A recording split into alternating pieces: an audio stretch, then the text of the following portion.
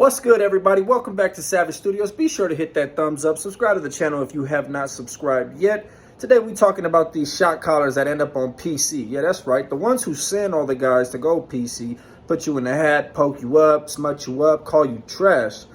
What happens when they hit PC yards? And all these guys is mad at you. I mean, so as you can imagine, you got these guys who come, they go PC after years of ruining other guys' careers.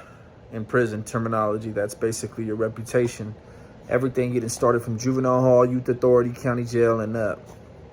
Foster cares, the whole works. They finally end up protective custody because that's what happens to every single last one of them. Every last one of you and your homeboys that's active, it's either that or the casket. You choose, it don't really matter. Or you just go home and just become a family man, and that's always a great option too. Nonetheless, so I got a crazy story that comes to mind. I won't use any names because I don't want to throw nobody or implicate nobody. But Kern Valley, Sea Yard, everything's going good. The yard's moving along smoothly, no drama. We just got off lockdown. It was a 3-month lockdown, so we was really appreciative of having about a month no lockdown. Barely started hitting yard because when they take you off lockdowns behind a gang-related lockdown, they start to increment yard. They don't just give it all to you at once. And lo and behold, somebody hits the yard. Somebody hits the yard, and we find out he really did one of the bros dirty. He really had the bro set up and done dirty while the bro was still active. The bro obviously is Deuce 5 now. So this is going to be interesting. So now, before somebody who was somebody lands on the yard, let me tell you how it goes. They sit in this block called THU, which in Kern Valley was D6, I believe, at the time. And they kind of click up. Human beings are so weird, so predictable. They would just segregate any chance they get. They just kind of click up while they in there, right? It's nothing but just debriefers. So we're talking about high-power white boy debriefers. We're talking about high-power Mexican debriefers, high-power black debriefers, and the likes. Everybody who's high-power, high-ranking, validated members debriefing. Not dropping out, debriefing. If you don't know the difference, maybe I'll cover that in a different video. However, so they're already paranoid of coming out to see the PC, dealing with the Deuce 5. They don't even know, for the most part, about a Zapatista, none of that. They know about the Riders and they know about the Deuce 5. That's it. And then everyone knows about GBG for some weird reason. They're like the most famous ones.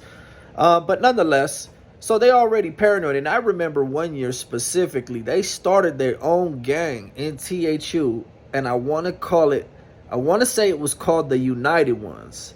Trust me, if somebody was in KVSP around 2012, 13, 14, 15, 16, any of those years, maybe a little bit before, you let me know if I'm tripping. Los Amigos or THU or the United Ones, something like this. And that was because they did not want to hit the yard and have to see the Deuce 5. They knew what they were headed to, and it was terrifying them. So they only knew that they had one option, in which was to click up. Some didn't, and some had no need, because some weren't rotten individuals. They were just sticking to protocol. But anyways, let me get back to story time. All is well in convict land and penitentiary living. Level 4 180 couldn't be happier. Pull-ups, dips, food, chips. We ain't tripping on nothing. Me and the Sally clowning, laughing. Everybody's having a blast. Boom. Somebody who was somebody lands. He had set the bro up so viciously on the active side with such a dirty lie. Bro comes and says, I need that. I need that. I gotta have that. And I don't want nobody jumping in. And well, we always give fades, the friendly fades, but in this situation, he wanted to go piece for piece with him. He wanted to use steel for steel. No hands, because this old man, he ain't no punk. He's scared. And it's okay to be scared as long as you answer up to what you got to answer up when another man attacks you. Hey, that's just the truth about it. Let somebody tell you they not scared every time they go into battle. Well, unless they super angry, there's always going to be a certain level of fear, especially in prison. If someone's got a piece and you know that they've used pieces before, and hell, probably even off people before in the pen using a piece, you're going to be you're not going to just rush in like a fool. So, we okay it. As a brotherhood, the Deuce 5 always takes everything to majority, right? Everything you vote on, and once the votes are passed and collected and whatever the majority goes, can it be rigged? Can the system be, kind of showing a little favoritism? Yes, of course, it does happen, just like in any type of political atmosphere, whether it be the government that we have or not, prison government. Either way, it got okayed. So they went out there to the yard and they went piece for piece. The kite was slid to old boy, to the OG. And this is where he's going to have his props given to him, because a lot of these dudes, they get chased off the yard, they run off the yard, they lock it up off the yard, and they keep doing that until they get their asses in a level 1 and a level 2. They begged the committee, they begged the wardens, they gave up all the info they knew, they debriefed everything on camera, so they feel, why shouldn't I be given a fresh start in a level 2 or level 1 in a safer place? Because the place you call trash and soft and disgraceful and weenie, you don't want to walk that yard. Why? You afraid of chomos?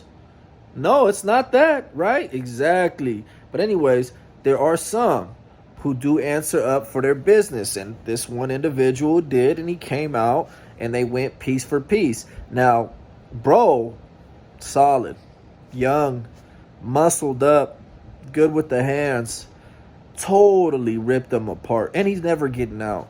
Totally ripped him apart, shredded him up. I think the old veteran took like 2-3 swings with his, and then he just bundled up and started running, getting chased all over the yard, blasted up, bop, bop, bop, bop, let it go. But there is always an issue on the level 4 180s of who's coming from THU. Because the level 4 180s are where people go, typically, who were somebody on the other yard anyways. Your points are stacked. Obviously, your points are going to be that high because you were putting in work, crazy-ass case, dangerous inmate, validated gang member, all this other crazy stuff. If you ever did a shoot term, back then you would have to do mandatory 3 years level 4 180 before you could even hit a level 4 270. So, and odds are if you did a shoot term, it was in gang relation. Or, you just got mad and stabbed somebody or got caught with a knife. And, that happens all the time. But everybody knows everybody up there in that little small world. It's like a square, almost triangle sometimes. Just depends which prisons you are getting shuffled around to. But it goes shoe, 180, shoe, 180, shoe, 180. Sometimes you get lucky, hit a 270, back to the shoe, 180, 180. So, everybody. Especially those who had just dropped out, maybe within a year or 2, 3. And then now these other guys have fallen. The Mesa fell, and now look who's in THU. Word is this guy's getting kicked out to the yard. He's got like 3 more months left in THU. Who is he? Blah, blah, blah. From blah, blah, blah. Wow. He was responsible for us locking it up. He was responsible for our table falling. He was responsible for me getting hit because this kite got taken off the line when I was fishing and I couldn't afford to pay the fine that they gave me. Who knows? It could be 1,000 different little scenarios. And then what? I've never seen one of them guys who had spent 10, 15, 20, 25 years on that main line talking that rah-rah, being really about it, but saying, oh, that side's basura, that side's this or that, ever come out of THU with that attitude. Ever in a million years. Ever. They are always humble. They are always in fear. They are, even if they're down to fight, squabble, stab, or whatever they have to do, they are always trying to send a kite out to somebody. They're always asking questions, looking around all paranoid, because they know that yard is not one yard to be played with. Because they know it finally bit them in their ass and karma got them. Because they know. One dude, and the ones who are reckless and stupid are the ones who lock it up from the active yard. Not the ones who debrief, not the heavy hitters.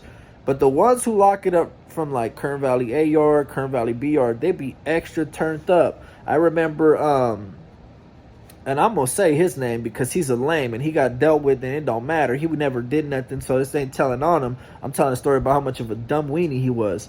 And if you know him, please drop a comment. But he came to the to my block, C4, on the C lower yard in Kern Valley. So turned up. Snuffy from Barrio Nuevo Estrada, V&E gang. Snuffy. So turned up. Had the nerve to shoot a kite saying, I'm not paying no taxes to the Deuce 5. Whew. We don't even get down like that, bro. Like, to be honest with you, in rare cases will people be extorted to this or that. You know, I've never done it personally, but it does happen. But not like, trust me, there's plenty of people that don't associate with nobody and no one extorts them. They make their own money. They're respectful. But for him to just outright bolster and throw that out there and see lower, see yard, that was our yard. We had just removed the independent riders. The riders were doing their own thing. But that was our yard at that time, man. The D yard was more the riders' yard. But and this was just for that year. You know, let's not everyone get their panties in a bunch. But anyways, nonetheless. So now we're gonna take everything you have. And that's what we ended up doing, taking everything we had, and then he humbly asked if he could just have his hustle back, which we gave it back, but now he was having to give us a portion of everything he hit because of his disrespect. You see what I'm saying? It's those guys who are the tough guys who we deal with in a more vicious way. But them old heads that got bodies under their jacket and they got all these hits, when they lock it up and they come from THU, yeah, they usually start a long process of locking it up, or they start enemy concerning people, and very rarely will they come out and take what's coming to them and get that ass whooped, you know, because your rank don't mean shit on that side. So just in case anybody was curious, I thought I'd update you.